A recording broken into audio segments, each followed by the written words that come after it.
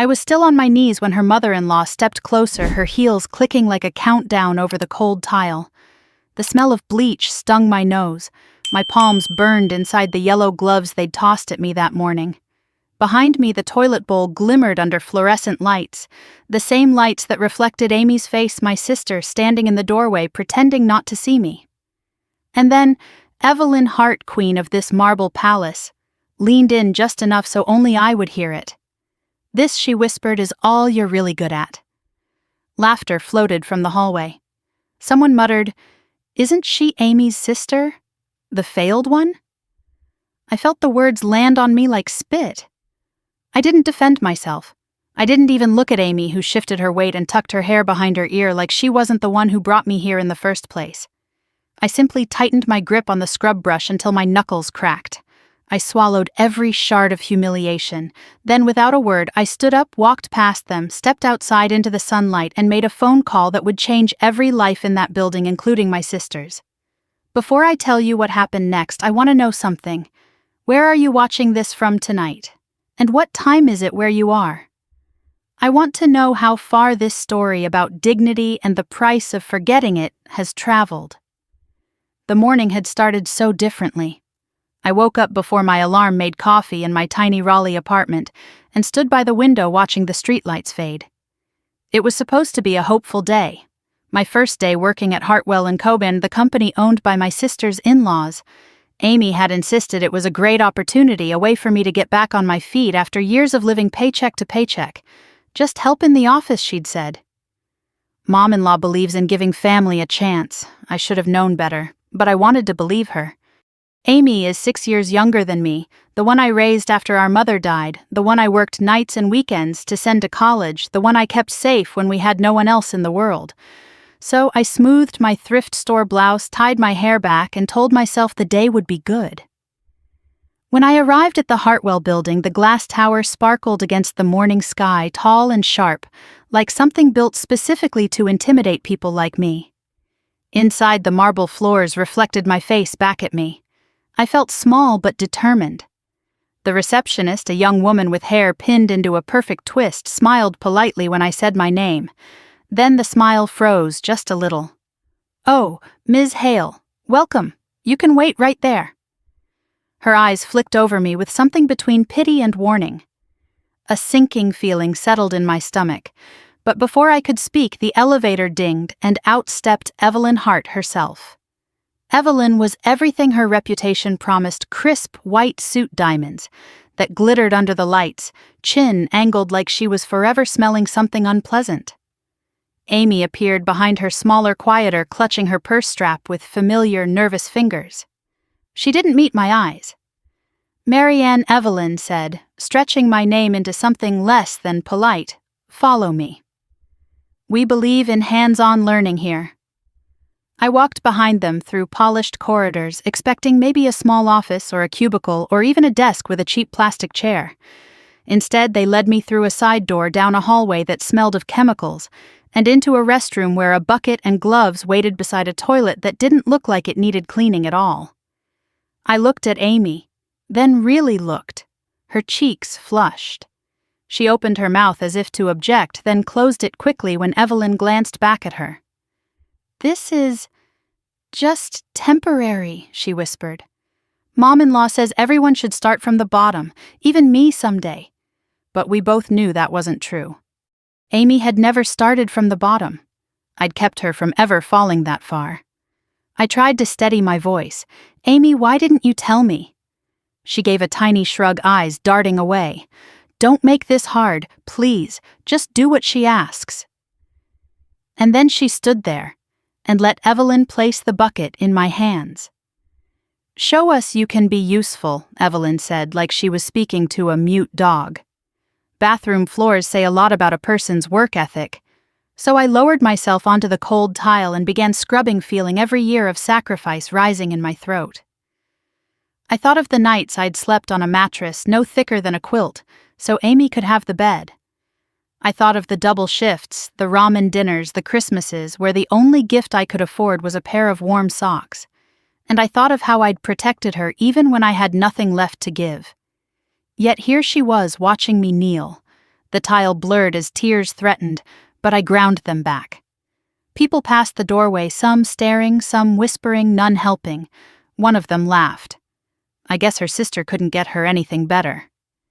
Amy flinched, but didn't defend me. That was the moment right there that something inside me cracked wide open. When Evelyn leaned in and hissed, "This is all you're good at." I felt the words cut into me with an accuracy she couldn't possibly understand. She thought she was humiliating a broke, desperate woman with no future. She had no idea I was someone who'd survived far worse than her smug cruelty. I placed the scrub brush in the bucket, stood peeled off the gloves slowly enough that she had to watch, and pushed past her without waiting for permission. Out in the hall, the air felt sharp electric. I walked straight through the lobby, ignoring the stairs, and stepped outside into the sunlight. My hands shook not from shame, but from something fiercer, something that felt like awakening. I pulled out my phone and scrolled to a number I hadn't used in years. Ben Carter. A friend from a lifetime ago. Someone who knew the world of finance, the world Hartwell was so proud of. Someone who owed me a favor I'd never called in. He picked up on the second ring. "Marianne, wow. Hey, it's been forever. Are you okay?" I closed my eyes and exhaled. "Ben, I said I need your help." "What kind of help?" His voice sharpened. I looked back at the glass tower behind me, sunlight flashing off its perfect edges. "I need you to investigate a company for me. Hartwell & Co., I want everything. Financial statements, loans, vendor contracts, public filings, private whispers, whatever you can legally find." There was a pause. "Marianne." Why I didn't answer directly. Because I think something's very wrong there. And because they just made a mistake. "What mistake?" he asked. I stared at my reflection in the glass door, hair messy from scrubbing cheeks, flushed blouse wrinkled. I didn't look powerful, but I felt something close to it. "They underestimated me," I said softly. I went home to my small apartment and sat at the kitchen table that wobbled if you leaned too hard on one corner. The room felt too quiet. I replayed the bathroom scene again and again, not because of the humiliation I'd endured worse, but because of Amy's silence. That silence hurt in a way nothing Evelyn said could have touched. I made tea just to fill the silence, but it didn't help. Every beat of my heart echoed with the same question. How did we get here? When I was 18 and Amy was 12, our mother's kidneys were failing. I quit school, took whatever jobs I could find, and kept us afloat while our world collapsed around us. I was the one who sat beside Mom's hospital bed at night, the one who checked Amy's homework, the one who taught her how to braid her hair, the one who lied to her about how bad things were because she was just a child. After Mom died, I worked 3 jobs so Amy could go to college. I sent her care packages with granola bars and warm socks. I told her she deserved more than I ever had. She believed me, and I believed in her. But somewhere along the way, she'd learned to believe in other people's approval more than my sacrifice. My phone buzzed on the table. A message from Ben. "I'll start tonight. But fair warning if Hartwell is hiding something. I'll find it." I stared at the message for a long time. A new thought formed slowly like a seed cracking open in the dark. If Hartwell was built on lies, maybe I could pull every one of them into the light. I stood and walked to the mirror above the sink. My reflection stared back, tired, smudged, but unbroken. "They think you belong on the floor," I whispered. "Fine. Let them think that." I straightened my shoulders. "So when you stand up, they won't see you coming." That night I barely slept. Not from shame, not from anger, but from the quiet certainty blooming in my chest. I didn't know where this path led. I didn't know what Hartwell had buried under its glossy surface. But I knew one thing. Tomorrow I would walk back into that building. Not as the woman they tried to humiliate, but as the woman who had begun to take notes, connect dots, and prepare for something none of them were ready for. The bottom, I realized, was a dangerous place to put someone like me, because once I was down there, the only direction left was up. I barely slept after that first day. The humiliation didn't keep me awake, it was the clarity, the kind that arrives only after something inside you breaks so loudly you can't ignore the echo. I lay in the dark of my small apartment, staring at the ceiling, replaying the moment I stood up from that bathroom floor. How the tile pressed into my knees. How Evelyn's voice slid like oil across my skin. How Amy looked down and pretended not to see me. A dozen memories rose and fell in my mind, like waves breaking on shore, all of them leading back to one truth. This wasn't the first time I'd swallowed my pride to protect someone I loved. The next morning I stood in my kitchen clutching a mug of coffee, the smell rising warm and familiar, grounding me. Outside, Raleigh buzzed with early traffic. Inside, every surface of my little apartment carried a memory of the years I'd spent surviving. I set the mug down and looked at my reflection in the toaster, hair pinned back, eyes tired but alert. There was no panic, no dread. Only a heavy awareness that something inside me had shifted. Driving to Hartwell felt different that morning. The glass tower loomed against the sunrise, sharp and hollow at the same time. I'd once imagined places like this held promise, structure, order, opportunity. Now, after only one day inside it, I sensed something rotten behind the polished floors and manicured smiles. Something trembling beneath the surface, masked by fake elegance. I didn't know what yet, but I intended to find out. When I stepped inside, the lobby hummed with fluorescent calm. The receptionist glanced up from her screen and stiffened. "Good morning, Ms. Hale," she said, tone softening with something almost like sympathy. For a split second I wondered who she felt sorry for me, or the people upstairs who believed humiliating me would be consequence-free. I nodded toward the elevators. Morning. I pressed the button, hearing her whisper to someone beside her as the doors slid shut. "That's her. The sister they made clean the restrooms." The words should have hurt. Instead, they fueled me. On the third floor, I walked down the corridor to the maintenance closet, the one Evelyn had pointed at as if it were my rightful place in the hierarchy. The bucket and gloves were still there, waiting like obedient pets. I ignored them and started gathering the supplies needed for the day. It wasn't submission, it was strategy. You can learn a lot about a building by walking through its forgotten corners. I'd just finished checking my list when a voice behind me said, "You don't belong down here." I turned to see an older man pushing a cart stacked with tools and spare parts. His name patch read Thomas. His silver hair was cropped short, his eyes steady and kind. He didn't smile, but something in his gaze felt like a small rebellion. "I'm exactly where they want me," I said. He nodded slowly. "Not where you should be." There wasn't anything to say to that. He studied me for a moment, then lowered his voice. "You're not the first they've done this to." The words hung in the air between us. I swallowed. "Really?" He nodded once. "Powerful people get scared. That's when they get cruel." Then he picked up a wrench, as if the truth he'd just spoken was nothing more than another tool he carried in his pocket. He left me standing there wondering what kind of fear could turn a family like the Hartwells into tyrants. Later that morning, while I wiped fingerprints from a glass panel near the stairwell, I overheard two accountants in hushed conversation. They stood by the break room door, unaware that sound carries easily across polished floors. "We can't keep stalling vendors," one whispered. "They're threatening legal action." "The CFO said to hold off another week," the other replied. "But that's what he said last week." My hand froze mid-wipe. I kept my eyes on the glass, letting the words slip into me like puzzle pieces locking together. Something was wrong. Very wrong.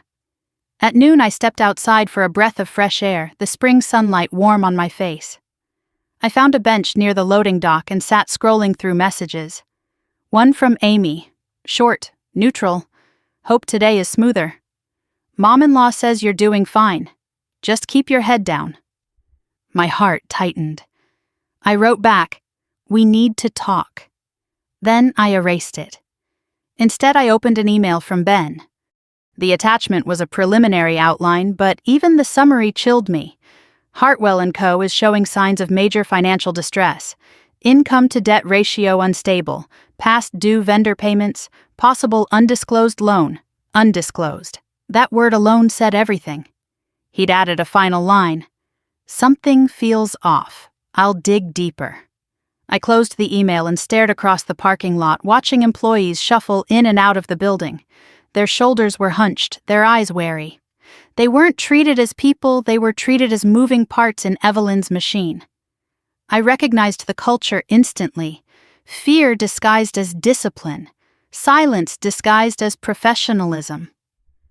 When I returned inside, Amy was waiting in the hallway outside a small conference room. Her face lit with forced brightness when she saw me. "Hey," she said, stepping closer. "Can we talk for a second?" I followed her inside. She shut the door and wrung her hands. "Look, about yesterday. Mom-in-law can be intense. She believes in tough love." "What about you?" I asked softly. "Do you believe in it too?" The question stunned her. She blinked, her breath quickening. "I didn't know it would be like that," she whispered. "I thought you'd be in the office. I didn't think she would make you do that. But when she did, I said you didn't stop her." Her shoulders sagged. "I couldn't." "You don't understand how things work around here. Then explain it to me." She stepped back. "We need everything to look stable for the investors visiting next month. If I push back, it makes me look disloyal.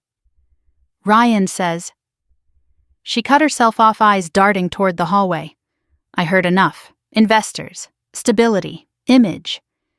Amy wasn't protecting me. She was protecting the illusion of her place in this family. I left her there in the quiet room, staring at the floor. By late afternoon, I'd walked past the executive elevator twice, carrying supplies that felt more like camouflage than tools. On my second trip, the elevator opened and a woman in a sharp gray suit stepped out, clutching a folder labeled "Vendor Contracts, Urgent." She rushed past me so quickly she didn't notice when a paper slipped from the folder and skated across the floor toward my feet. I picked it up. The page read "Outstanding balance 90 days overdue." 90 days. That was 3 months. The same amount of time the hallway accountant had mentioned. The same timeline that made the numbers in Ben's email start to make sense. I slid the paper beneath the stack in her folder, just as she turned back flustered. "Did you see Oh. Thanks," she said, grabbing it without noticing the panic she'd revealed. That night back home, I opened my laptop and spread my notes across the table. Conversations I'd overheard, glances exchanged, shredded documents, Amy's slip about investors, the receptionist's pity, Thomas's warning, Ben's email. The pieces formed a shape, a dangerous one. Hartwell & Co. wasn't just employing humiliation as a culture, it was using it as cover, a distraction, a mask for something much bigger, something trembling and failing beneath the marble floors. I remembered Evelyn in that restroom doorway, the smug tilt of her chin, the confidence of someone who believed no one could touch her. And suddenly, I understood the fear Thomas had spoken of. If a company is cracking from the inside, the people responsible become desperate to keep the cracks from being seen. I leaned back in my chair, rubbed my eyes, and finally allowed myself to whisper the truth out loud. "They think I'm powerless," I said. "Good. That's exactly what I need them to think." I gathered my notes, opened a new email draft to Ben, and typed, "Dig deeper. I want full access to debt structure, vendor contracts, and assets. No matter what you find, send it." My finger hovered over the send button. Then I clicked it. The apartment fell silent. Outside, the streetlights flickered on one by one. Inside, my resolve hardened into something sharp and steady. If Hartwell was built on intimidation and lies, then someone needed to uncover the truth, and it might as well be the woman they tried to break on a bathroom floor. Evelyn summoned me to her office at 8 sharp, her voice clipped and bright like she'd swallowed a teaspoon of polished silver. I'd barely stepped into the building when a junior assistant hurried over, breathless, and said, "Mrs. Hart wants you. Now." The way she said it, half warning, half apology, made something cold settle beneath my ribs. I followed the hallway past framed awards and glossy photographs of ribbon cuttings. Every smiling face in those photos seemed to mock me with the same message, "You don't belong here." When I entered Evelyn's office, the first thing I noticed wasn't her. It was the bucket, a fresh one. Yellow gloves draped neatly over the rim like she'd laid out formal attire for a ceremony. A typed list 3 pages long was clipped beside it. She gestured toward the bucket without meeting my eyes. "Marianne," she said, her tone warm enough to curdle, "your duties today require attention to detail and humility, 2 things that build character." I stared at the bucket, then at her. I thought I was assigned to office support. Her lips lifted into a precise, controlled smile. "I believe in starting from the foundation. If a person cannot master cleanliness, how can she possibly handle anything more complex?" She folded her hands. "We're giving you an opportunity." I'd heard that word all my life. Opportunity. It had been used to justify long hours, underpaid shifts, sacrifices swallowed without praise. Coming from Evelyn, it landed like a slap. She lifted a small rectangular item from her desk and held it out. A name badge. I reached for it, hopeful for one brief suspended second, only to see the words printed in black, "Maintenance Support." Her eyes glinted. "Wear it proudly." I took it because I had no intention of playing my hand yet. But the name badge felt like a brand, a label meant to declare my place beneath her heel. As I left her office, my cheeks burned, but I forced a steady breath. I wasn't here to win affection. I wasn't here to bow either. I pinned the badge to my shirt and headed toward the main corridor. The hallway was already filling with employees carrying coffees and laptops, their shoes clicking confidently across the polished floors. Evelyn's timing had been deliberate. She'd wanted them all to see me as her newest pawn. "Is that Amy's sister?" someone whispered behind me. I thought she'd be in accounting or admin, no-look maintenance support. Their voices pricked at me like needles, but I kept walking. By mid-morning, I was scrubbing the glass walls of the main corridor, a place designed to be a stage. People walked by, constantly chattering about client meetings and budgets. I could see my reflection warped across the glass hair tied back, 2 tightly yellow gloves up to my elbows, name badge gleaming like a warning. Amy appeared at the far end of the hallway wearing a navy dress and her wedding set that sparkled under the recessed lights. She walked beside a senior manager, laughing politely. When her eyes flicked toward me, her smile faltered. Her cheeks flushed, but she didn't stop. She didn't speak. She let the moment pass like I was invisible. Then Evelyn strode by, pausing just long enough to tilt her head and say, "Some people just belong at the bottom." A few employees tittered nervously, unsure whether to laugh or flee. My jaw clenched, but I kept my strokes slow and even across the glass. My silence wasn't weakness. It was fuel. A client entered the lobby, an older man in an expensive suit flanked by 2 associates. He glanced at me and said to Evelyn, "Short-staffed this morning." "Oh no," she replied brightly. "That's family. We believe in teaching humility." Laughter again. Inside my chest, something tightened until it felt like wire pulled too taut. I moved to the next pane of glass, breathing steadily. That's when Thomas appeared from around the corner, pushing a cart of tools. "Don't let her break you," he murmured quietly as he passed behind me. I didn't turn, didn't respond, but the words steadied my heartbeat. Later, Evelyn ordered me to re-clean the entire conference restroom because the mirror streaked under certain angles. She stood with arms crossed as I wiped the same spotless surface, tilting her head theatrically to inspect my work. Amy stood behind her, expression tense, toes pointed inward the way she used to stand when she was nervous as a child. "Show her how it's done," Evelyn said sweetly. Amy froze. "Mom-in-law, I don't think." "Go on." Evelyn didn't raise her voice. She didn't have to. Amy stepped forward, took the cloth from my hand, and wiped one corner that was already clean. Her movements were stiff, embarrassed, but she did it. And that somehow stung worse than anything Evelyn had said. When Evelyn left, satisfied, Amy remained behind. She handed the cloth back without meeting my eyes. "It's better if you just do what she wants," she whispered. "Please, don't make things harder." For who? I asked softly.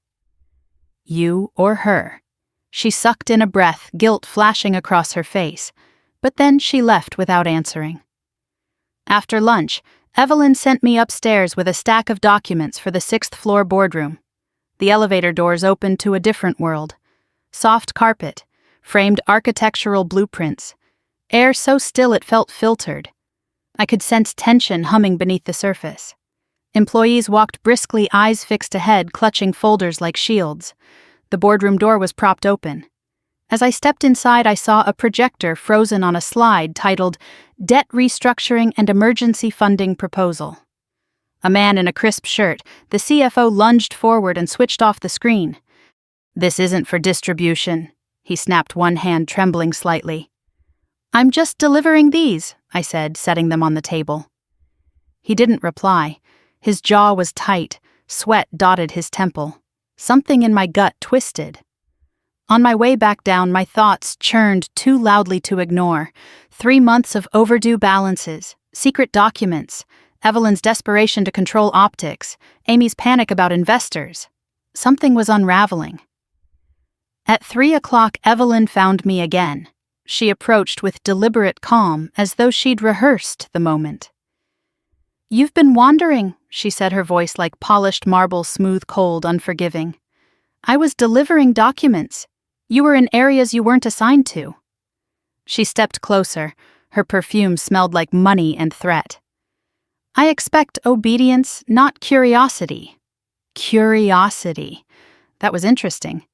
People only fear curiosity when they have something to hide. I gave her a polite nod. I follow instructions, Mrs. Hart. Her eyes narrowed, searching for a crack. She found none. She walked away unsatisfied. By late afternoon, the air in the building felt electric. Conversations cut off abruptly when executives walked by. Phones rang with urgency. A woman from legal hurried past me carrying a file stamped confidential. One employee muttered to another payroll might be delayed again. Fear was leaking through the seams of the building, no matter how hard Evelyn tried to patch it. Near closing time, I was wiping down a counter in the finance hallway when Melissa, the accountant from earlier, stepped out of an office looking pale. She glanced down the hall to make sure no one else was near, then whispered, "Be careful." I paused mid-wipe. About what? She swallowed hard. They're not telling employees everything. Numbers aren't adding up. And the CFO. She hesitated, then added, "Don't trust the spreadsheets Evelyn signs. Just don't." Before I could ask more, she pressed a folded envelope into my hand. "If anyone asks, you didn't get this from me." Then she disappeared down the hallway like a frightened bird. I held the envelope until I found a quiet, unused conference room. Inside were copies of invoices showing inconsistent amounts, handwritten notes that contradicted official reports, and an email chain where Evelyn pushed someone to adjust projections to maintain investor confidence. Hot anger surged through me, not rage, but clarity. This wasn't simple mismanagement. This was deception. When I stepped back into the hallway, Thomas was waiting near the elevator. "You're planning something," he said softly. I didn't answer. He nodded like he'd already known. "Ryan's father once tried to expose her," he murmured. "He didn't last long. She made sure of it." I felt my jaw tighten. "Why tell me? Because you're not like them," he said. "And she knows it. That makes you dangerous. Dangerous." The word didn't frighten me. It steadied me. When my shift ended, I walked out of the building feeling the same heavy certainty I'd felt the day before, but sharper now, more focused. The Hartwell Tower glowed white against the dusk sky, beautiful on the outside but rotting from within. In the parking lot, I pulled out my phone. A message from Ben appeared on the screen. Meeting confirmed. Thursday morning at Grand Oak Hotel. Be ready, be ready. I slipped my keys into the ignition, the engine humming to life beneath my hands. They built an empire on humiliation and lies, I whispered. Then I looked up at the gleaming tower one last time. It's time someone tells the truth. I sat at my kitchen table long after sunset, the glow of my laptop throwing pale light across the small room. My hands hovered over the trackpad as I opened the PDF Ben had sent. The heading at the top, Hartwell & Co. Financial Overview. Confidential felt almost surreal, like I'd somehow been handed a doorway into the world Evelyn guarded with iron claws. But as the pages loaded, the illusion of strength evaporated. The numbers were a disaster. Negative cash flow bleeding month after month. Vendor payments over 90 days overdue. 2 major construction projects, labeled active on Hartwell's website, were according to actual invoices frozen. Looming loan deadlines circled in red, and near the bottom of the summary, highlighted in a tone of red that felt like accusation, was a single line that made my stomach drop. Unauthorized discretionary spending. Signed by E.H. Evelyn Hart. I leaned back in my chair, breath catching. It wasn't just mismanagement. It wasn't just arrogance. It was negligence wrapped in a designer suit and hidden behind the humiliation of others. My phone rang. Ben's name flashed on the screen. I answered, unable to pull my eyes from the document. "Marianne," he said. "I was hoping you'd call first. Tell me this isn't what it looks like." He sighed. "It's worse. I only had time for a preliminary scan, but the company's drowning. If someone doesn't inject capital soon, they'll be forced into liquidation. Think 6 to 8 weeks, maybe less." I pressed my palm to my forehead. How is Evelyn still holding everything together? She's not. She's propping it up with illusions and delayed payments. A pause. And someone signed a secondary loan authorization. Someone who didn't want Ryan to know. My pulse kicked. You think it was Evelyn? I think she's the only one with enough control and enough ego to risk it. I closed the laptop, my mind spinning. Can you get deeper, more records? Anything that shows where the money went. If you can get me internal documents, anything, this blows wide open, he said. But Marianne, be careful. These people don't play nice. I know, I whispered. Trust me, I know. The next morning I arrived at Hartwell before sunrise. The building felt eerie when empty, cold, hollow, too quiet. I slipped inside using my temporary badge, grateful no one stopped me. Cleaning staff weren't expected to ask questions. That made them invisible. Invisibility, I was learning, was a useful asset. The executive floor was empty, lights still off. I walked down the corridor to the copy center and found a printer, still warm, a draft left in the tray from yesterday.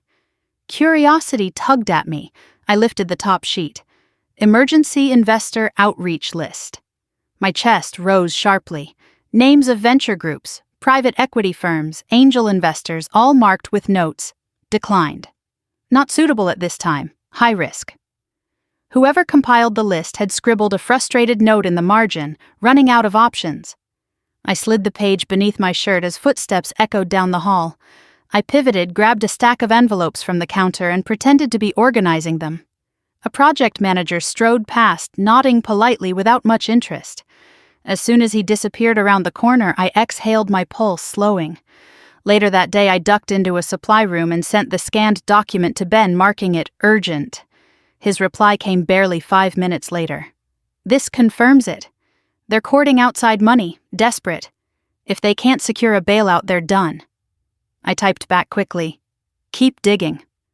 I think we're missing something big. He responded. I'll call you tonight. And, Marianne, you're in deep now. I knew. But the feeling wasn't fear. It was momentum. That afternoon during my break, I stepped outside and called Lucas. We hadn't spoken in months, not since I'd run into him at a hardware store and awkwardly caught up about life. But if anyone understood construction projects, the real kind, not the fantasy ones Hartwell pretended to run, it was him. He picked up on the second ring. Well, if it isn't Marianne Hale. I could hear the smile in his voice.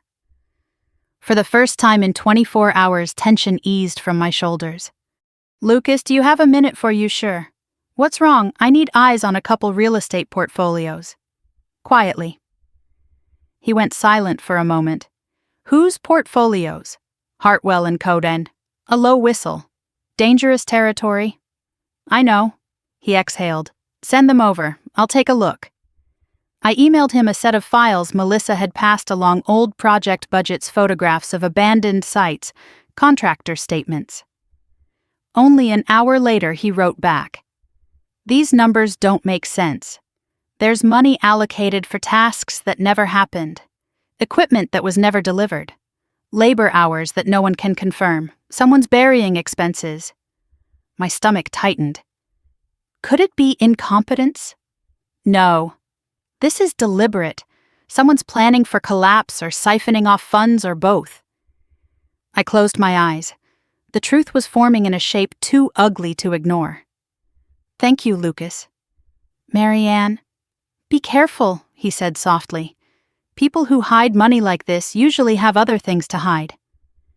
The warning struck deeper than he knew. An hour later, as I carried cleaning supplies down the hall, I heard raised voices behind the boardroom door. I slowed listening through the narrow crack. We cannot keep lying to the bank, the CFO snapped. Watch your tone, Evelyn hissed. Ryan's voice broke in frantic. Mom, we can't keep pretending everything's fine. The investors will see through it. Evelyn slammed something paper or a hand against the table. They will see what I tell them to see. The CFO forced out a shaky breath. They're not fools, and if they see the real books, they'll either walk or they'll buy us out. My heart hammered. I stepped back quickly and kept walking. They couldn't know I heard.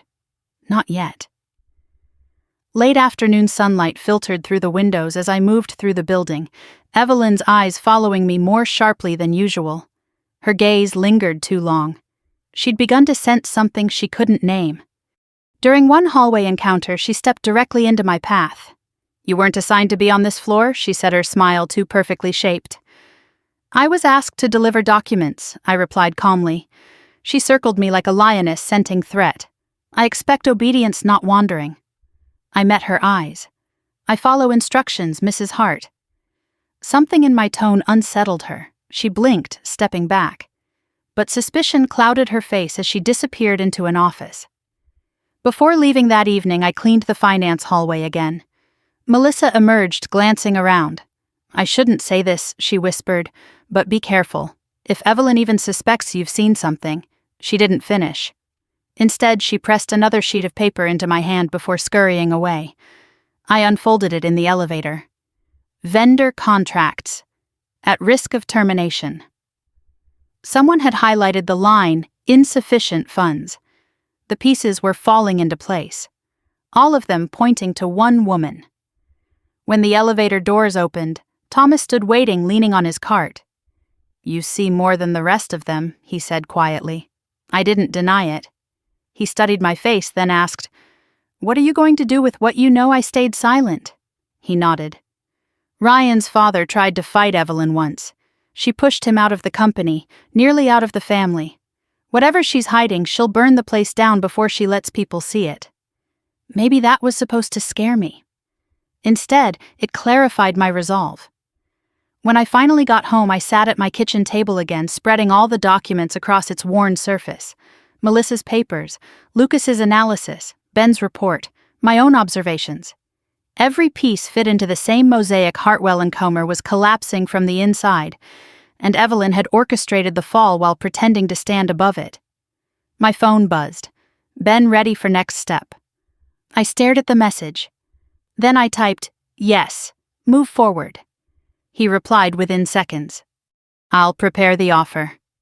I exhaled, the weight in my chest shifting into something steadier, more controlled. I looked at the stack of evidence at the glowing city lights outside my window and whispered the truth aloud. They thought humiliation would break me, I said. But all it did was teach me exactly where to strike. And now for the first time I knew I wasn't simply reacting, I was preparing. By the 20th morning of working at Hartwell, my body moved on autopilot, but my mind was razor sharp. The building's routines no longer intimidated me. I'd learned the rhythms of this place, who arrived early, who avoided eye contact, which hallways carried rumors more quickly than sound. The mask of order Evelyn tried to maintain had begun to crack. People whispered now. They hurried more. They looked over their shoulders. A storm was coming, and they felt it long before they understood why. As I stepped into the lobby, the receptionist leaned closer to a coworker and murmured, "Payroll's late again." Their eyes flicked toward me as I passed, but instead of pity, I caught a flicker of something else, fear. Hartwell's collapse was no longer a secret. Upstairs, Evelyn waited with her morning commands, her expression tight, her poise brittle.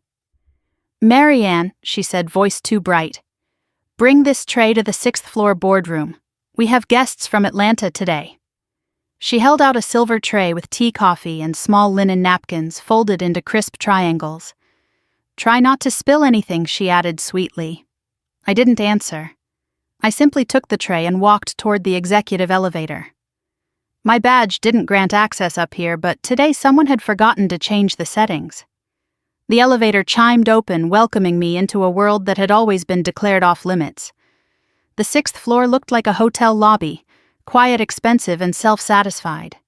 Thick carpet muffled my footsteps. Frosted glass walls glowed with morning light. The boardroom door was open, and inside sat 3 investors from Atlanta leaning back in their chairs with the easy arrogance of men who had opinions about everything and expertise in almost nothing. Ryan stood near the head of the table tie, slightly askew, fingers fidgeting. His nerves radiated across the room. Amy sat beside him, perfect hair, perfect lipstick, but her hands twisted nervously in her lap. Evelyn hovered near the windows, posture, stiff eyes sharp. One of the investors nodded toward me. "Who's this?" Before anyone else could speak, Evelyn said, "My daughter-in-law's sister. She's learning the value of humble work." A polite smattering of laughter. It took every ounce of discipline not to show what boiled inside me. I moved around the table with the tray, setting cups in front of each man. My hands were steady, but there was tension coiled in the center of me like a held breath. I reached the 3rd chair when Amy suddenly stepped close behind me, too close. I didn't see her hand, but I felt the brush of fabric against my back. The tray tilted. Coffee spilled across the polished table, splashing across a neatly prepared packet of documents. One investor jumped back, cursing under his breath. The room froze. Ryan's face turned red. Evelyn's eyes flashed triumph. And then Evelyn's voice cut through the silence like a blade. "Clean it up," she snapped. "Now." I knelt. The carpet pressed into my knees. The towel scratched against the table as I wiped up the mess. My cheeks burned, but not from shame. From the clarity of the moment. The knowledge that this was exactly what Evelyn wanted to put me on the floor again in front of witnesses. In front of Amy. In front of men she wanted to impress. As I worked, I saw Amy standing above me, hands trembling slightly. Her expression wasn't smug. It was confused, almost pained. But she didn't speak. She didn't kneel. She didn't stop anything. One investor muttered, "Unprofessional." Evelyn said, "You see what I have to deal with? Some people can't rise above their background." That was the breaking point. My breath steadied. My spine straightened. I placed the towel neatly on the tray, stood up slowly, and looked Evelyn in the eye. "I'm done," I said. Silence snapped across the room like a pulled cord. Evelyn blinked. "Excuse me, I quit." My voice wasn't loud. It didn't need to be. It was steady enough to shake the floor. I untied the cleaning apron and laid it across the chair. My hands were shaking, not from fear but from release, from the power of the words forming in my mouth for the first time in years. Amy stepped forward, eyes wide. "Marianne, don't say something," I said to her, my voice unexpectedly soft. "Just once. Say something." She swallowed hard. "Not here, of course not," I murmured. I walked out, past the boardroom, past the reception desk on the 6th floor. Past the perfectly arranged vases and artwork Evelyn had chosen to impress people. My heart beat hard against my ribs, but each step grew lighter. By the time I reached the parking lot, the air felt clean again. Warm. Real. Behind me, the building towered like a glass monument to arrogance. My phone buzzed. "Amy." I ignored it. Instead, I sat in my car, inhaled deeply, and called the only person who could help me turn this humiliation into leverage. Ben answered on the first ring. "I was about to call you. Send the offer," I said. He went silent. "Already? Are you sure I'm done waiting?" You realize, he said slowly, that once this starts, there's no undoing it. Hartwell won't know what hit them. Good, I whispered. They shouldn't. I hung up when I saw Amy running toward my car, panic etched on her face. She slammed her hand lightly on the window. I rolled it down halfway. "Marianne," she gasped. "You embarrassed me." I stared at her. "I embarrassed you." My voice was tired. Not angry anymore, just tired. "Amy," I was on my knees in front of investors. "They're important," she snapped back. "Ryan said we need them." "Mom-in-law. Stop calling her mom-in-law like she's your second mother. She doesn't treat you like a daughter." Amy winced. "You don't understand what's at stake. What's at stake, I said, is who you become when you let someone else decide your worth." She looked stunned, like I had slapped her with the truth she'd been avoiding. "I have to go," she whispered. "Yes," I said. "You do." I rolled up the window and drove away before she could say more. 10 minutes later, I sat in a grocery store parking lot, my hands gripping the steering wheel. The tremble running through me was not weakness. It was release. 20 years of swallowing my voice finally rising. My phone buzzed again. A message from Ben. Offer drafted. Sending to Hartwell's board by tonight. Meeting proposed for Thursday. I rested my head against the seat. Thursday, 2 days to change everything. That evening, my apartment felt smaller than usual, but the air crackled with purpose. I opened my laptop and read through the draft Ben had prepared. Blue Harbor Investment Group was offering 60% ownership of Hartwell & Common for $8.2 million. It was a rescue package disguised as a takeover. It was everything Hartwell needed and everything Evelyn feared. I closed the document and walked to the bathroom mirror. The same mirror where I had once cried silently before work now held a different woman. Someone with a new shape in her spine. Someone who had nothing left to lose and everything to reclaim. "They wanted me at the bottom," I whispered. "They shouldn't have taught me how to climb." I returned to the kitchen table, turned off every light except the one above me, and sat with the quiet. It wasn't peace, exactly. It was anticipation. It was the moment right before a storm hits and takes the roof off a house built on lies. When dawn arrived the next morning, the message had already been delivered to Hartwell's board with a stamped deadline. And somewhere in the tower across town, Evelyn Hart was reading an offer she never expected from the woman she thought she crushed under a bathroom sink. The morning the offer hit Hartwell's boardroom, the entire building vibrated with an energy I could feel even from miles away. I wasn't there to witness the first shockwaves, but they traveled fast. By 8:15, my phone buzzed with a message from Melissa. "What did you do? People are panicking."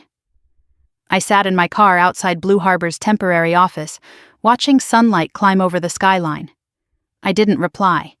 Instead, I closed my eyes and breathed in the calm before the chaos. Today, I wasn't Marianne the janitorial shadow. I wasn't the sister they whispered about. I wasn't the woman Evelyn tried to grind into the floor.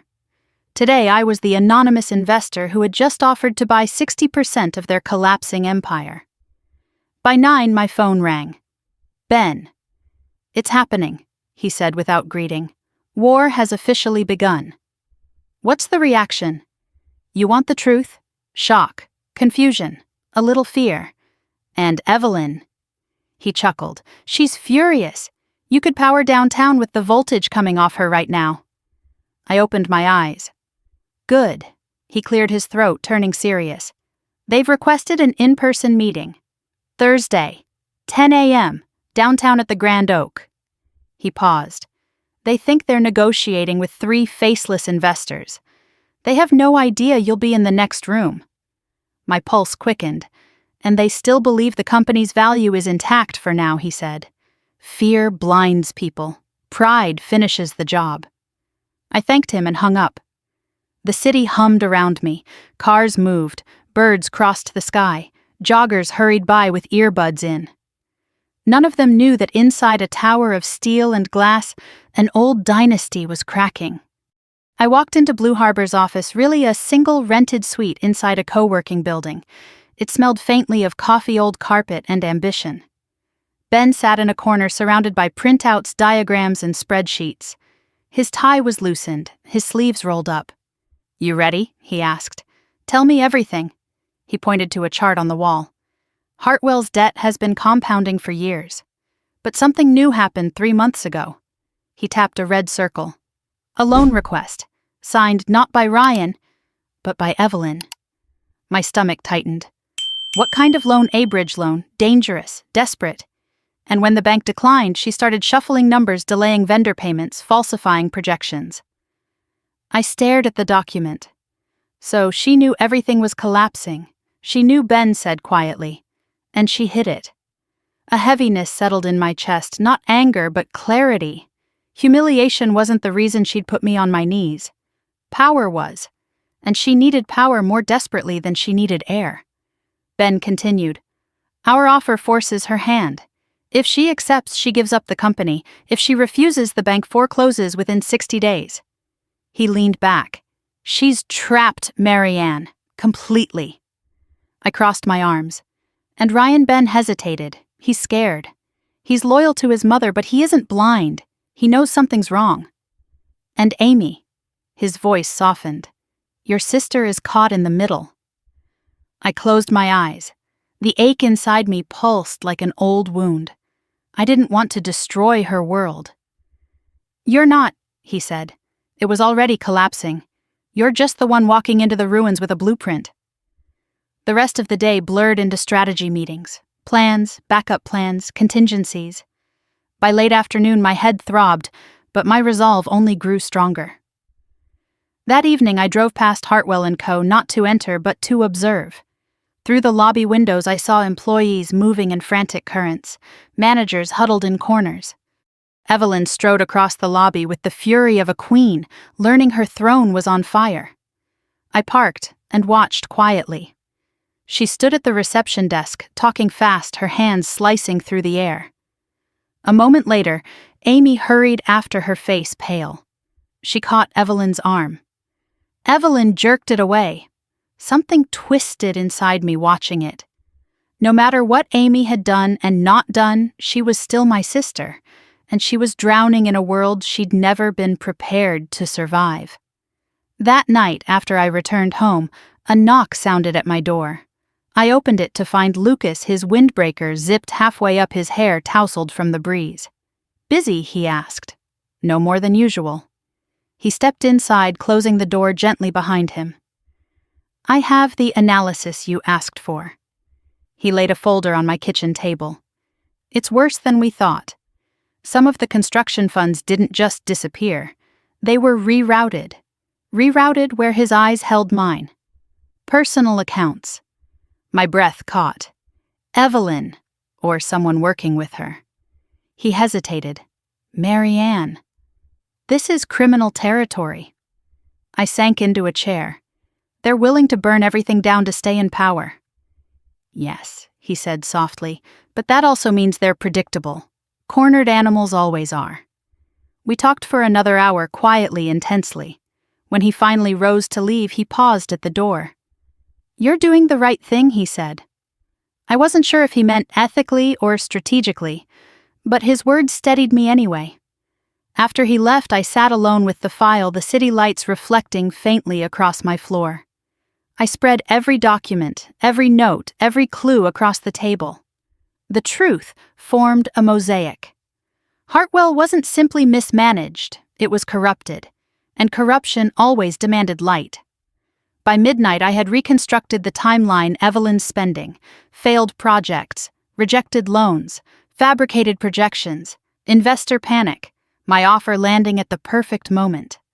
Everything aligned. And yet, closing my laptop, I felt something more complex than triumph.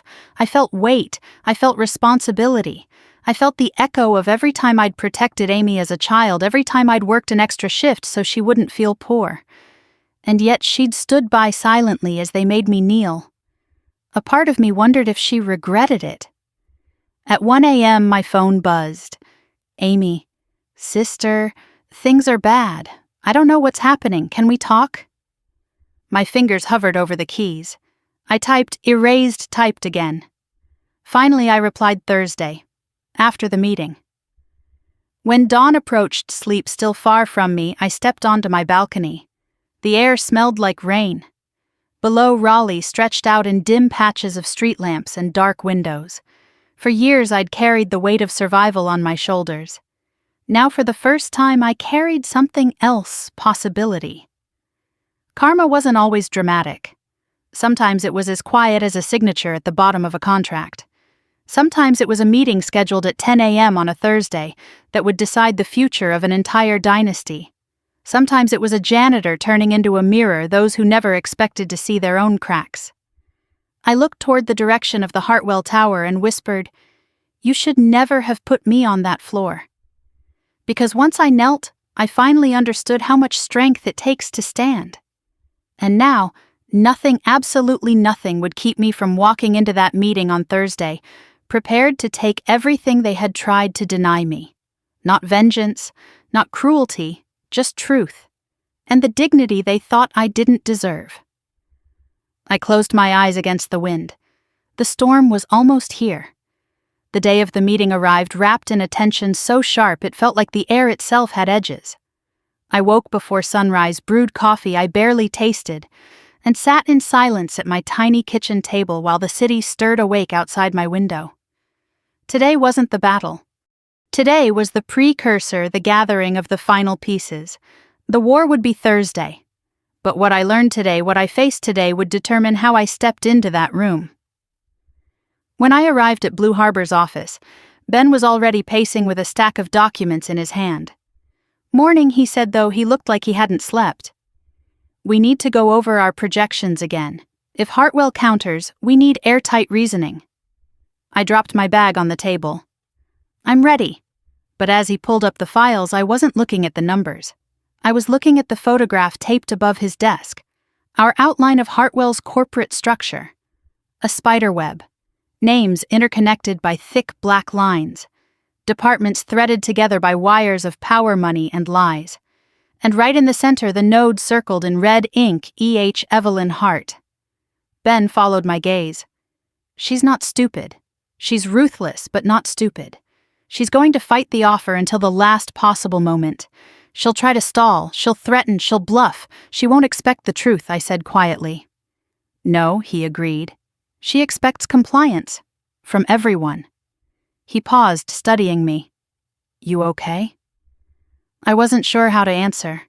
My voice felt smaller than usual when I said I didn't expect to feel this much. About all of it. About the company. About my sister. "Marianne," he said gently, "to pull off something like this, you need clarity. But you're also allowed to be human. Human."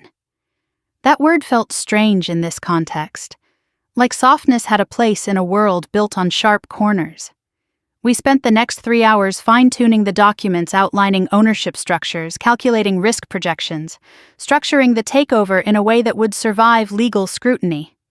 The offer wasn't simply financial, it was strategic. If Hartwell collapsed, dozens of people would lose their jobs, maybe hundreds. My victory couldn't be an execution, it had to be a rebuild. Just before noon, we took a break. I stepped outside into the chill. The sky was gray, the clouds layered thick like a wall trying to hold back a storm. I stood still, hands deep in my coat pockets, listening to the distant hum of the highway. My phone buzzed. "Amy, please meet me today. I need to talk to you. It's important." I stared at the words for a long moment before typing, "Location." "Right away," she replied, "the park by your apartment." 1 hour, I hesitated. Then 1 hour, I walked back inside. "I have to go out," I told Ben. "Something wrong?" "No," I said, "just something I should have done a long time ago." He gave a slow nod. "Take the time you need. Tomorrow we go to war." When I reached the park, the sky was still heavy, the air still thick. Children's laughter in the distance clashed strangely with the tightness coiling inside me. I spotted Amy sitting on a bench beneath a bare tree, her hands clasped, her hair pulled back too neatly, as if she had tried to make herself look composed, grown up, unshakable. But when she lifted her face to me, her eyes told a different story. She looked scared. "Hey," she said softly, voice wavering. "Thank you for coming." I sat beside her, leaving a few inches between us. The silence stretched until she whispered, "I don't even know where to start." "Start anywhere," I said. She looked down at her hands. "Mom-in-law is furious. She said someone out there is trying to destroy the family. She's convinced it's sabotage from a competitor. Ryan thinks it's some investor with a grudge." She swallowed. "They're both terrified. They're terrified of losing control," I corrected gently. She flinched, and I realized she'd heard those words before, maybe in her own mind. Her voice broke. "Why didn't you tell me things were this bad? Why didn't you say anything, Amy?" I said I tried. More than once. She shook her head. "I know. And I didn't listen." Tears welled in her eyes. I was so focused on fitting in with them. Being the perfect wife, the perfect daughter-in-law. I didn't see what they were doing to you to me. A memory flashed, her standing frozen in the hallway as I knelt on the bathroom floor. "It's not too late," I said softly. She pressed a hand to her chest. "You're angry with me." "I'm hurt," I admitted. "But not angry." Her breath hitched. "I'm sorry. God, Marianne, I am so sorry." I looked away toward the playground where a little girl was climbing a ladder, her mother spotting her from below.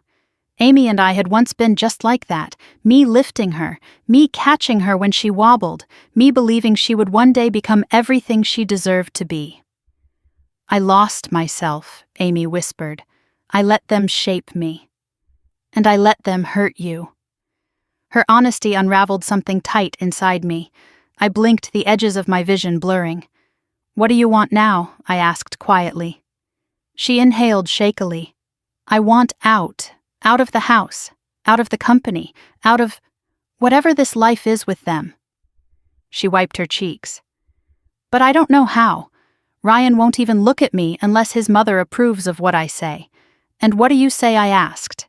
She looked at me then, fully clearly. "I say I want my sister back." My chest tightened.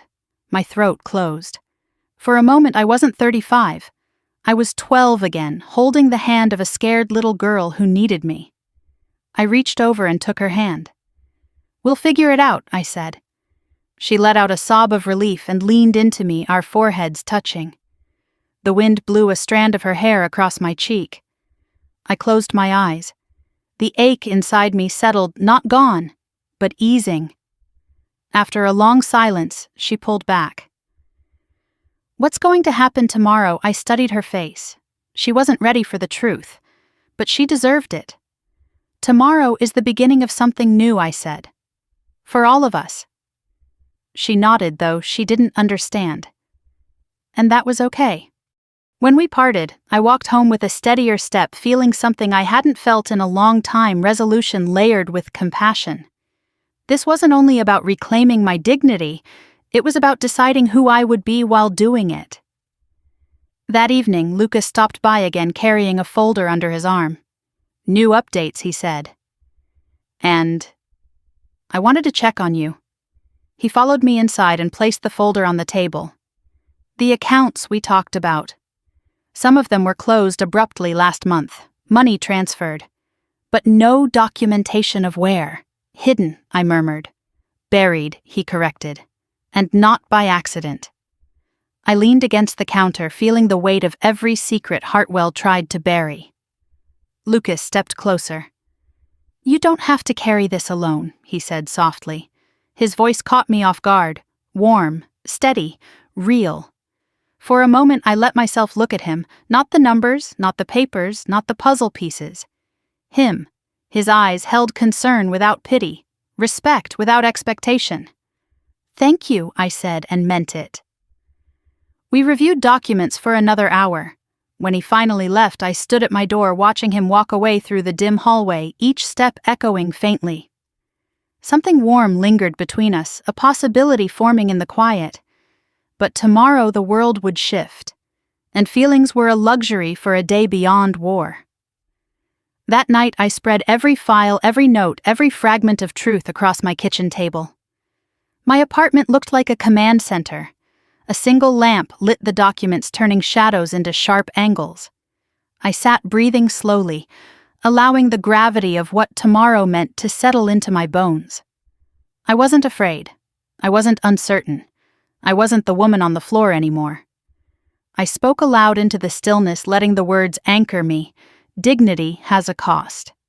And I'm done letting others decide the price. The storm outside finally broke, rain tapping softly against my window. Tomorrow I would walk into the grand oak. Tomorrow, everything would begin. The rain had stopped just before dawn, leaving the world washed clean and glistening under the early light. I drove to the Grand Oak Hotel with the steady calm of someone carrying both truth and purpose. My windshield wipers clicked one last time as I pulled into the parking garage, and for a moment I sat there with my hands still on the wheel, listening to the quiet hum of the engine. Today wasn't the confrontation itself.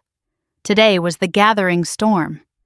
But I would be close enough to feel the tremors of their panic, close enough to hear how they spoke when they believed the world still belonged to them. Ben met me in the lobby, holding 2 folders and a coffee he pressed into my hand. "You doing okay?" he asked, searching my expression. "I'm ready," he nodded. "Good. They're already inside meeting with our front-facing partners. They think we're just another investment group from out of state. They have no idea you're here." We walked down a hallway lined with framed black and white photographs of the hotel's history celebrations, corporate gatherings, dignitaries shaking hands. All symbols of power, though none as honest or fragile as the real thing.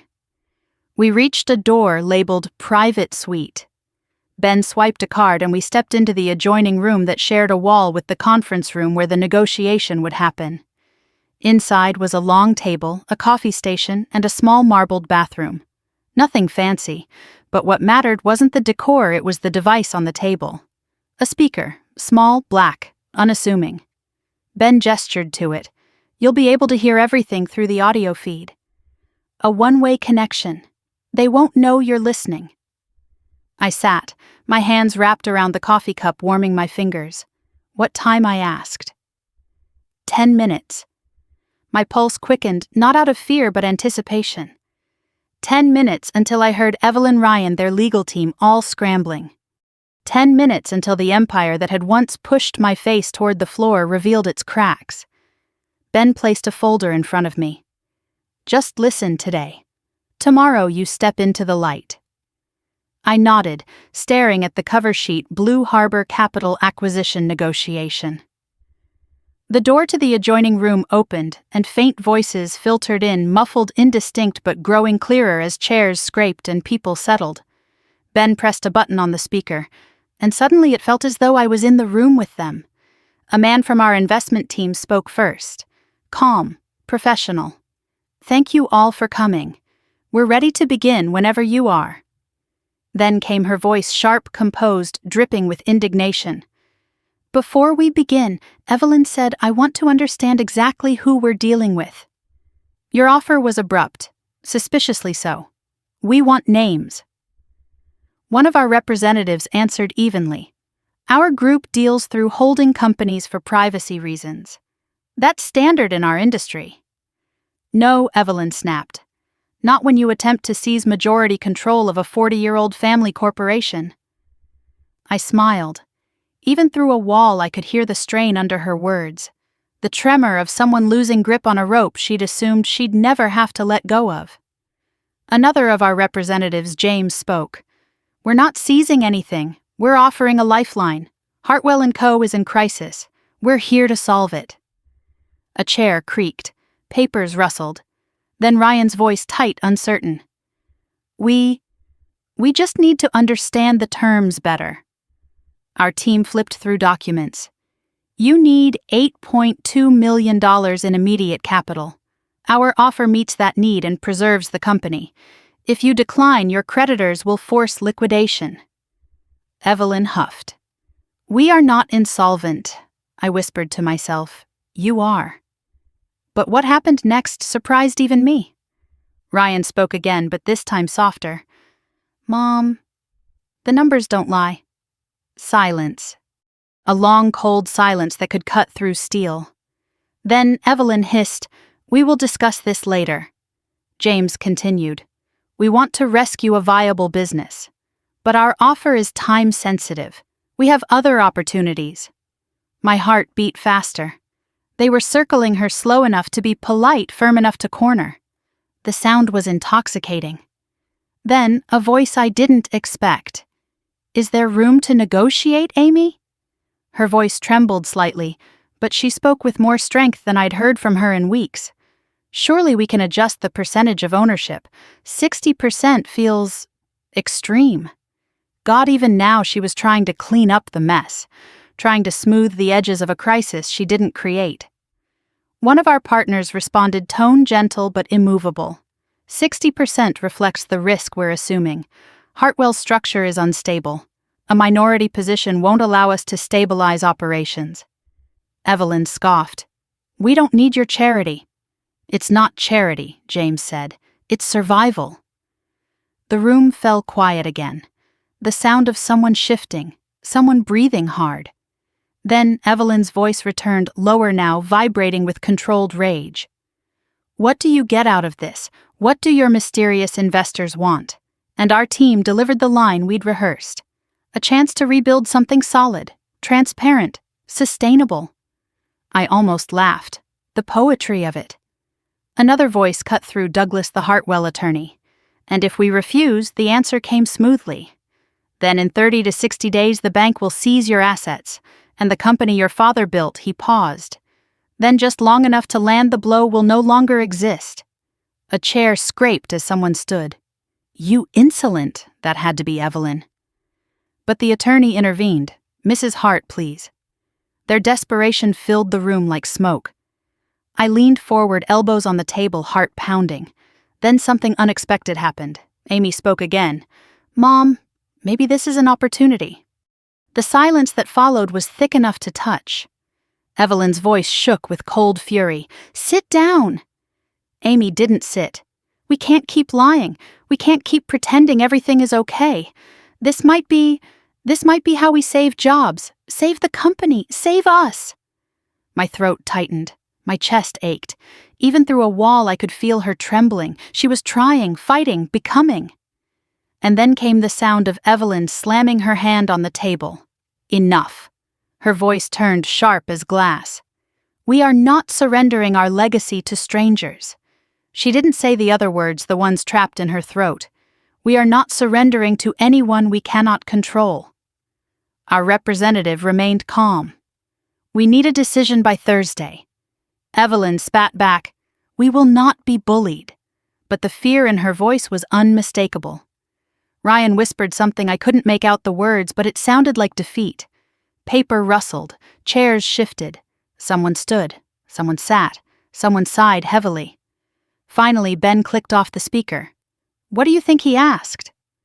I stared at the wall that separated me from them, from the people who once thought I was beneath them, from the voices that said I belonged on my knees.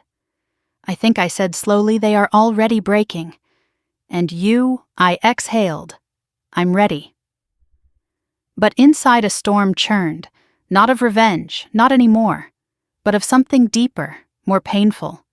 Hearing Amy struggle to speak truth, hearing her try to push back, hearing her get crushed under Evelyn's fury, it stirred things I thought I'd buried. She wasn't the architect of my humiliation. She was another victim of it. That night I returned home exhausted but electric. Rain began again, tapping at the windows like impatient fingertips.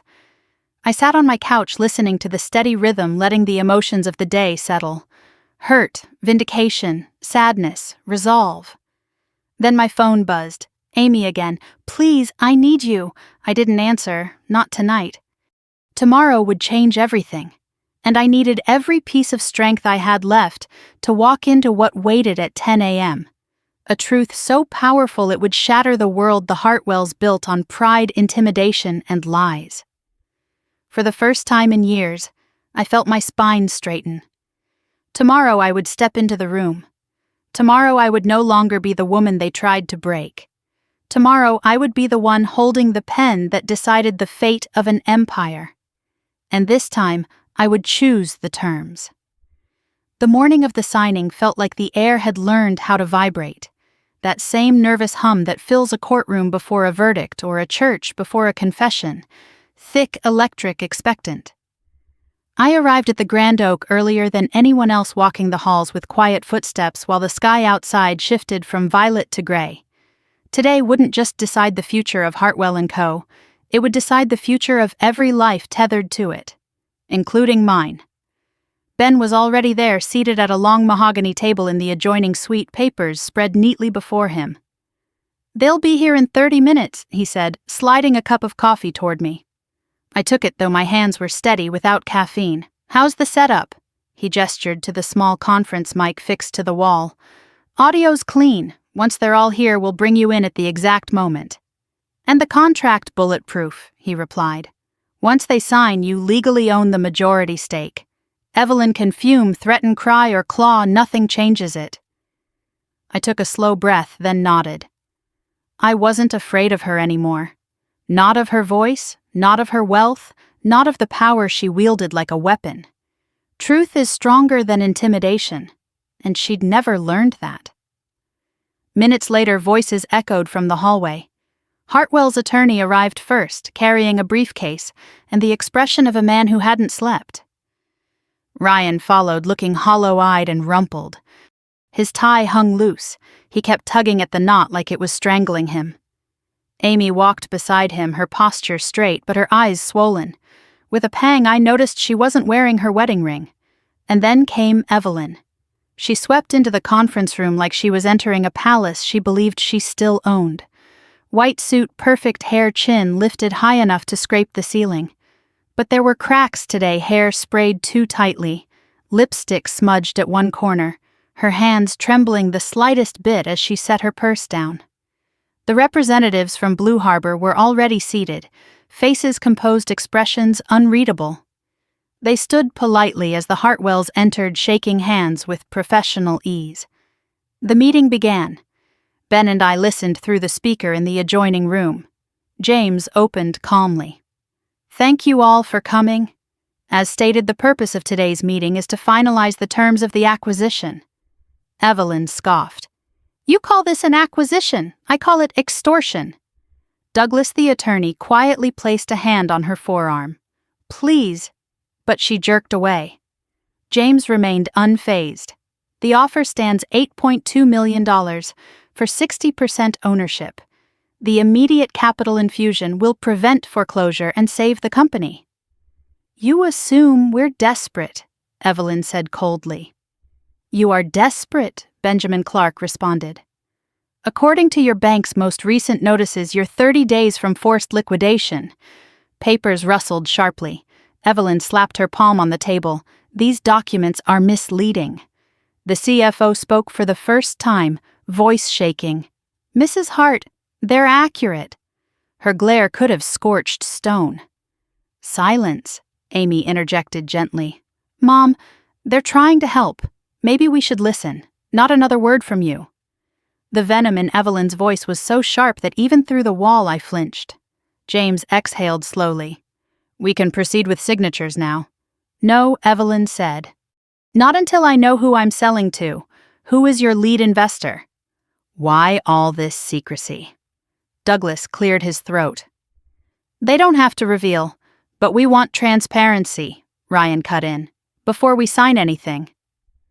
Blue Harbor's 3 representatives exchanged a look, the kind that lasts only a fraction of a second but speaks volumes. "Very well," James said. "Our primary investor wishes to address you directly." My pulse surged. Ben glanced at me, eyes steady. "Ready," he whispered. I stood. On the other side of the wall, chairs scraped as curiosity rippled through the Hartwell side of the room. James walked to the connecting door. "Allow me," he said, opening it. I stepped inside. The air shifted instantly. Ryan's face went pale. Amy gasped, her hand flying to her mouth. Evelyn froze, eyes widening in disbelief before narrowing with disbelief and fury. "You?" she breathed. "What is this?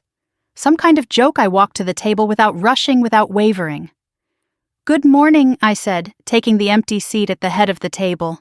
"I'm here as the primary investor of Blue Harbor." The silence was overwhelming.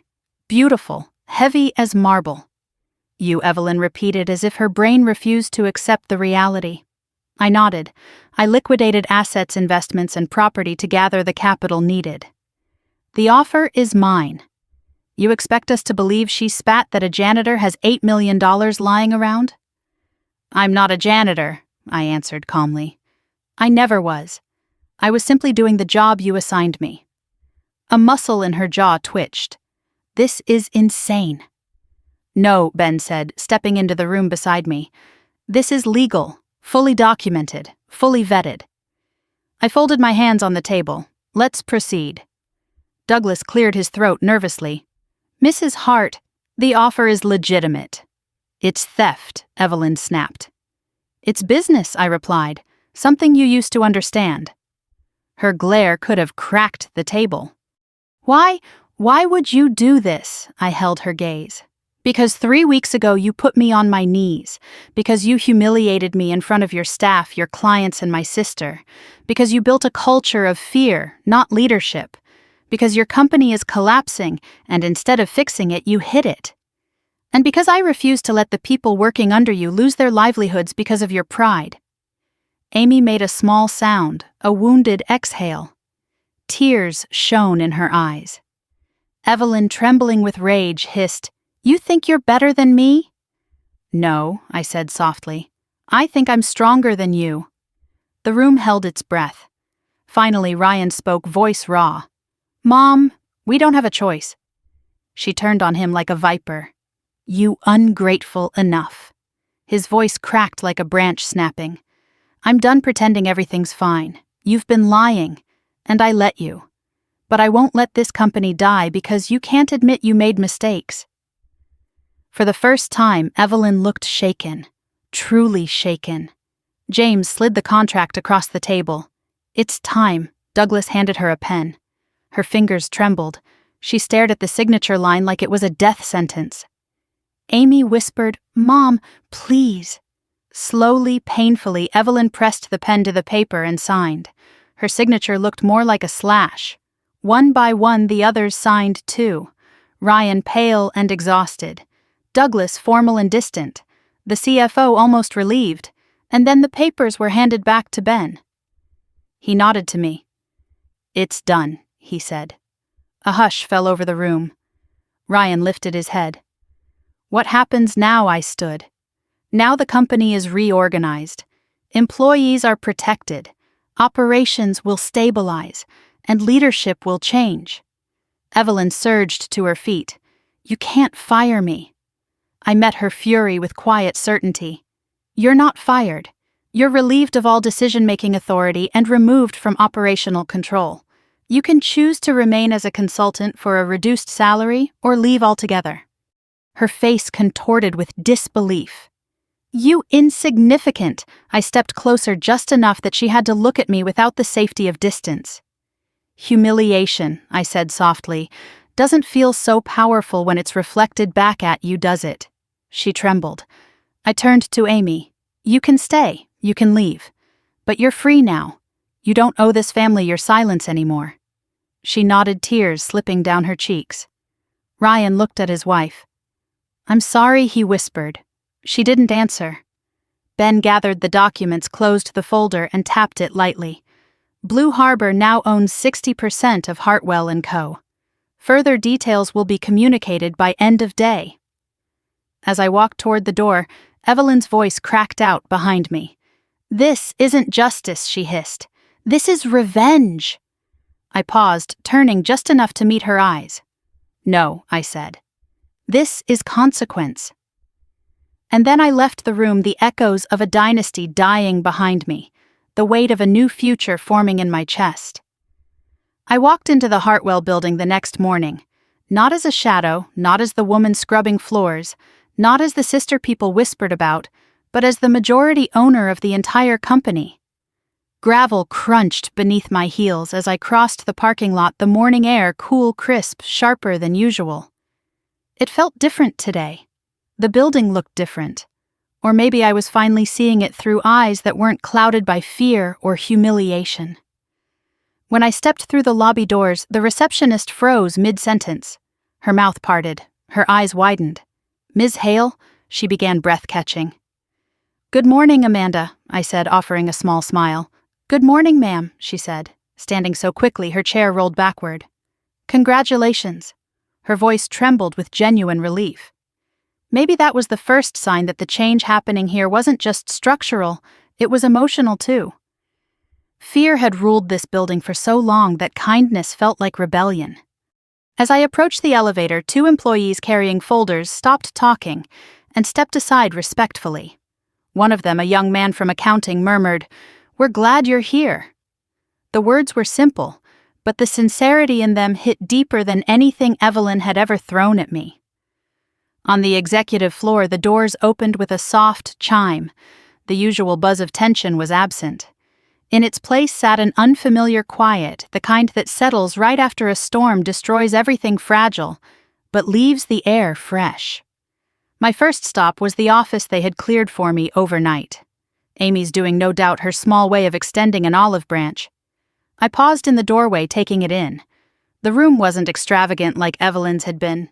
No pretentious portraits, no intimidating decor. Just a desk, a plant by the window, and a city view that shimmered as sunlight broke through the clouds. On the desk sat a picture frame I didn't recognize. Amy must have placed it there. It was a photo of the 2 of us, me at 20, her at 14, sitting on the hood of our old car eating ice cream cones. Our smiles were crooked, our hair was messy, but we were happy in that picture. We were together. My throat tightened. I set the frame aside as someone knocked on the door. Thomas stepped in, cap in hand, the same steady calm in his face that had helped me stay grounded when everything around me told me I didn't belong. "Morning, Ms. Hale," he said. "Marianne," I corrected. He nodded. "Marianne." Then he approached the desk, lowering his voice. I spoke with some of the guys downstairs. They're hopeful. It's been a long time since anyone up here made them feel like more than disposable parts. His words warmed something inside me. The change is real, and it starts with people like you. He gave a small smile. "Anything you need, you let me know." After he left, I reviewed the documents Ben and I had organized: overnight appointment memos, restructuring plans, vendor negotiations, immediate financial triage. Running a company wasn't a hobby. It wasn't a title. It was responsibility. One I wasn't going to take lightly. At 10 o'clock, I held the first all-staff meeting. Nearly 80 employees filed into the large conference room. The atmosphere was tense, anxious, curious. I stood at the front looking at the same people who had once watched me wipe floors while pretending not to see me. But now when their eyes met mine, there was no pity. Only expectation. Only hope. "Good morning," I said, my voice steady. A few people murmured it back. Others simply waited. "I know the last few months have been difficult," I continued. "You've carried heavy workloads, faced unclear direction, and in some cases endured treatment no employee should ever endure. That ends today." A ripple moved across the room, skepticism mixed with relief. "This company," I said, "was built on talent, not intimidation. On skill, not fear. And it will be rebuilt with dignity for every single one of you." I saw shoulders loosen, eyes brighten. A woman from HR covered her mouth as if holding back tears. "We're stabilizing finances immediately," I continued. "Payroll will be on time, vendor contracts will be honored, and every department will have the resources it needs to function without crisis." Someone exhaled loudly, an honest, shaky breath. "As for the culture here, if anyone in leadership believes bullying is a management technique, they will find themselves without a leadership role by the end of the week." This time the response wasn't quiet. It was applause, soft at first, then stronger, then rolling across the room like a wave. When it finally died down, Thomas raised his hand from the back row. "What about Evelyn?" he asked, all eyes fixed on me. "She has been removed from executive operations," I said calmly. "She is free to stay on as a consultant with no decision-making authority, or she can choose to leave entirely." Whispers exploded, but not in panic and astonishment. And something else, relief. After the meeting, employees approached me one by one, some to shake my hand, some to thank me, some simply to say, "Welcome." The last person in line was Melissa. She stopped in front of me, her hands clasped nervously. "You don't know what this means to us." "I think I do," I said softly. Her eyes filled with tears. "Thank you." As she turned to leave, she paused. "And I found something else. Something I thought you should see." She pulled a manila envelope from her bag. Documents from last year's annual filings. I didn't know where else to take them. I took the envelope. "You did the right thing." After she left, I returned to my office and opened it. Inside were spreadsheets, bank transfers, invoices routed to shell vendors, notes from someone likely Evelyn annotating delays, forged approvals pressure on Ryan, and outright manipulation of the accounting team. The truth was uglier than I'd known, but now the truth belonged to me. Around noon, Amy stepped into my office. She closed the door quietly behind her.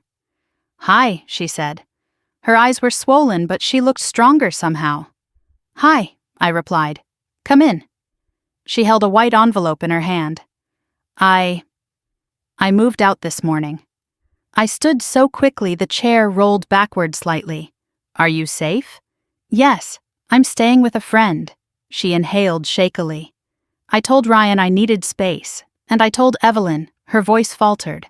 "I told her I would no longer be controlled by fear." Emotion tightened in my chest. "I'm proud of you." Her chin trembled. I couldn't breathe in that house anymore. She stepped closer. "You saved me long before this, and you saved me again yesterday." "I wasn't trying to save you," I said softly. "I was trying to save myself." "And you did," she whispered. "But you saved me too."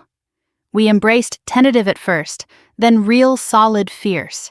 For the first time in years, I felt my sister's arms around me, not as someone needing rescue, but as someone choosing to stand with me. When she pulled away, she wiped her eyes. "What happens now?" "Now," I said, "we rebuild. For everyone." She nodded. "I want to help. Then we'll do it together." After she left, I stared at the city skyline outside my window. The Hartwell Tower stood tall, but it no longer felt like something looming over me. It felt like something I held, something I would shape, something I would rebuild with the care it had been denied for so long. Later that afternoon, Lucas arrived with updated reports. He leaned on the doorframe, watching me sort through spreadsheets. "You look different," he said lightly. How like someone who finally stepped into the life she always deserved. I smiled faintly. "It feels right." He set the folder down gently. I saw the news. Employees seem hopeful. They should be. He studied my face. "And you, are you hopeful too?" I hesitated, then nodded. "Yes." And for the first time saying it felt true. After he left, I remained in my office long past sunset. The lights of the city outside blinked on one by one, dotting the skyline like small promises. The building around me quieted as employees clocked out without fear for once, without dread, without bracing for Evelyn's judgment. I leaned back in my chair and closed my eyes. This wasn't revenge. This was restoration, of truth, of dignity, of people who had been unseen for too long. And as I prepared for the days ahead, the rebuilding, the restructuring, the healing, I felt something settle in my chest like an anchor made of light. I was exactly where I needed to be. Not on my knees, not in the shadows, but here, leading something worth saving. And I wasn't done yet. 6 months passed before I realized I'd stopped holding my breath. It happened on a quiet Tuesday morning as I walked through the halls of the newly renamed Hale & Briggs development, my halls now, though I still wasn't used to my and company existing in the same breath. The fluorescent lights that once seemed harsh now felt soft. Employees who used to keep their eyes down now lifted their heads and smiled. Conversations once whispered in tension now rose in natural, steady waves. Everything felt different, not because the walls had changed, but because the people inside them finally felt safe. I nodded to team leads, answered questions, signed vendor checks, reviewed project timelines, and paused to chat with junior staff who still seemed startled that I remembered their names. Their relief never stopped humbling me. They'd lived too long in the shadow of a leadership style that treated dignity as optional. As I walked toward the elevator, a voice called after me. "Morning, Ms. Hale." I turned to see Maria, one of our administrative assistants, jogging a few steps to catch up. She was in her 60s, hair silver, and pulled into a tidy twist, eyes bright with something like pride. "We finalized payroll ahead of schedule," she said. "Everyone's getting their raises this cycle. They're ecstatic." Her voice cracked slightly on the last word. Something warm flickered through me. "Thank you, Maria. That means everything." She squeezed my arm. "No, dear. It means everything to us." When she walked away, I lingered for a moment in the quiet corridor, letting her words settle. I'd expected resistance when we made changes, new policies, transparency standards, mental health days, anonymous reporting channels. Instead, I watched employees blossom. Fear siphons strength. Dignity restores it. Outside construction noise drifted in from the west side, the community housing project Lucas and I had been planning since the takeover. The sun reflected off the cranes as if blessing the site. That was our flagship project, our promise to rebuild not just an empire but something good. I grabbed my coat and headed out to the car. I needed to see the site with my own eyes today. When I arrived, the smell of fresh lumber hit me before my feet touched the gravel. The lot hummed with movement, workers calling instructions, hammers ringing, engines rumbling. The foundation lines were taking shape, a grid of purpose rising from the dirt. Lucas spotted me from across the site and lifted a hand in greeting. He walked over, hard hat tucked under his arm. "You picked a good day to visit," he said. "We poured the last foundation pad this morning. Crew finished ahead of schedule." "It looks incredible," I said, scanning the expanse. "Better than the renderings." He smiled. "Your vision did this." "Your execution did," I countered. We stood there quietly for a moment, watching the future climb out of the ground. "Do you realize," he said softly, "you're building something you never had growing up?" The words hit deeper than he knew. I swallowed. "Maybe I'm building something for others who never had it either." He nodded, stepping closer. "You rebuilt yourself too, Marianne." I met his gaze. I had help. We held each other's eyes, steady, unhurried, until the wind picked up and carried the scent of sawdust between us. Something warm settled in my chest, not urgent or overwhelming, just steady. A possibility living quietly at the edge of something new. By noon, I was back at the office sorting through the final paperwork for the mid-year restructure. A soft knock broke my concentration. Amy stepped inside, holding 2 sandwiches and a bottle of iced tea. "Lunch," she said, smiling gently. "No arguments." I motioned for her to sit. These days she looked different, lighter, calmer, a woman waking from a decade-long fog. "How are things at the apartment?" I asked. She exhaled. "Quiet. Peaceful. I'm learning who I am when no one's telling me who to be." "And work. I love my new job," she said, eyes bright. "Small law firm. People treat me like an equal, not a decorative accessory. It's strange." She laughed softly. "In the best way." We ate in companionable silence, the kind we hadn't shared since we were kids. After a moment she said softly, "Did I ever tell you I'm proud of you?" The word struck me harder than I expected. "No," I said with a small laugh. "You didn't?" "Well," she said, placing her hand over mine. "I am. More than you know." I squeezed her fingers. "I'm proud of you too." She swallowed, blinking away emotion. Then, after a deep breath, she added quietly, "I filed for divorce." I reached across the table and squeezed her hand again. "I know that wasn't easy." "It wasn't," she whispered. "But staying would have been harder."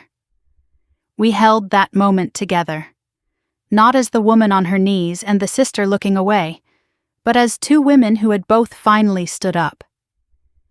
After she left, the afternoon settled into a quiet rhythm. Meetings, emails, approvals, plans, but beneath it all a sense of completion began to form, gentle as dusk.